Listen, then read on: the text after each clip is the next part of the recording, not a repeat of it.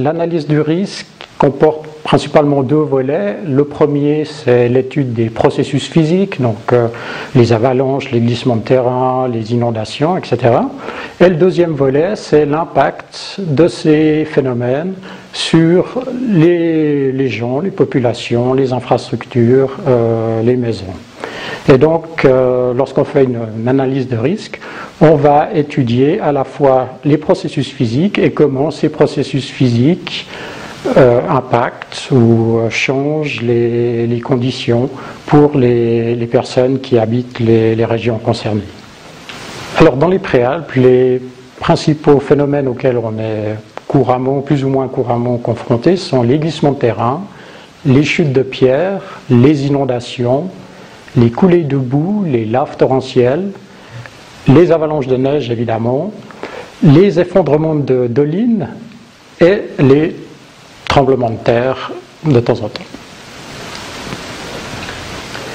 Alors, pour la prévention de ces dangers naturels, on a différentes stratégies. Il y a bien sûr, par exemple, le suivi des conditions météo. Lors de très fortes précipitations, de pluie ou de neige, on va pouvoir mettre en alerte un secteur en se disant, là, d'expérience, on sait qu'on risque d'avoir un phénomène. On a d'autres techniques actuellement, c'est les techniques en fait sur lesquelles je travaille, qui sont des techniques dites de télédétection, en fait d'auscultation à distance des versants rocheux.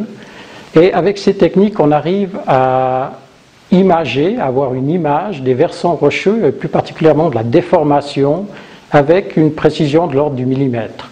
Ça nous permet de voir comment, d'une saison à l'autre, d'une année à l'autre, le versant d'une montagne évolue.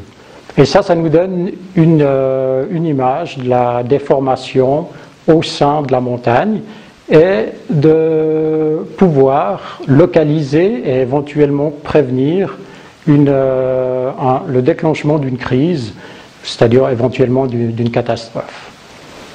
Donc ça a un petit peu changé notre façon de travailler. Avant, on allait de crise en crise, dans le sens où on avait un effondrement, et puis 70 ans après, on avait un autre effondrement au même endroit. Donc les deux, on se disait, bon, il ne s'est rien passé, c'était une période calme. Et maintenant, avec ces nouvelles techniques, on arrive à comprendre qu'en fait, il se passe beaucoup de choses, mais que c'est à une toute petite échelle, et que c'est par ces processus qui se déroulent sur plusieurs années, qui sont longs, que tout d'un coup, on arrive à un état de maturité où les choses se dégradent en crise, en catastrophe.